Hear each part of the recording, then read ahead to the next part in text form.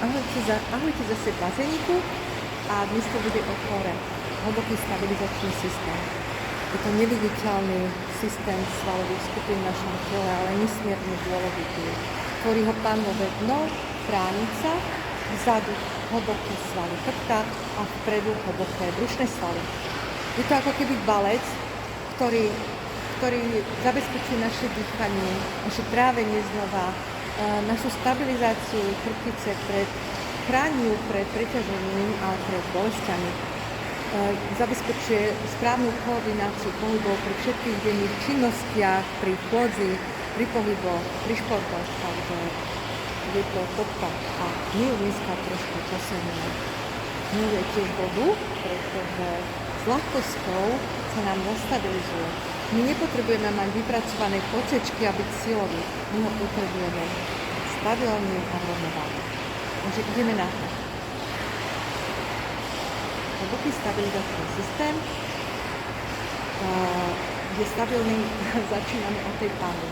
Takže stiahnite pánvu, jednu nohu dajte dopredu a stojte na chodidle. Zoberte si ruky a takto. A ako keby ste išli hrať tenis, ponorte sa a ideme tam. Zapnete pánvové dno, nádych, tak nádych, výdych.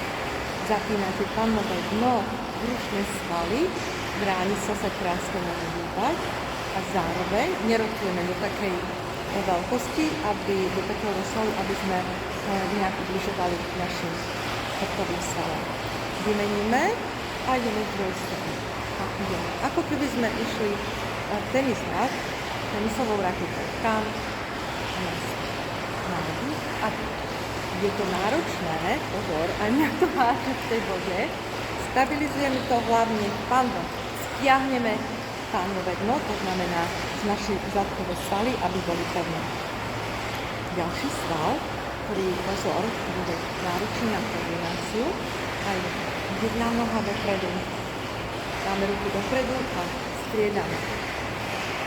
Prednášame. Prednožíme. Jedna noha, druhá noha.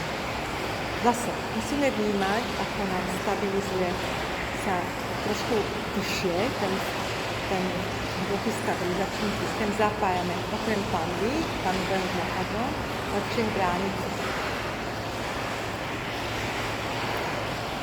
Ďalším cvikom, každý cvik je fajn opakovať aspoň 10 krát. Ďalším cvikom bude, že zapojíme naše ruky do šup. Zapojím pánové dno, bez toho sa budete chvátiť.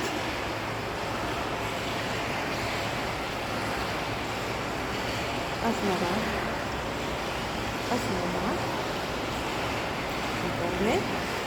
Keď sme pri kraji bazéna, môžete si robiť takzvané a teraz zapnem pánové dno. Robím ako keby kruhy. Stiahnem pánové dno a dýchnem. Nádych. Hlboký stabilizačný systém je dôležitý aj na koordináciu. Ja by som vám určite odporúčala zapnúť stabilizačný systém a chodiť. Keď vy chodíte, tak zapínate, musíte ho zapnúť, lebo by ste v tej vode proste spadli. Takže dopredu, dozadu a celý bazén by si boli. A zase. Vy si berte to tak, že je to nádherný pohyb s ľahkosťou a pritom vy si robíte preto vaše zdravie úplne to najlepšie.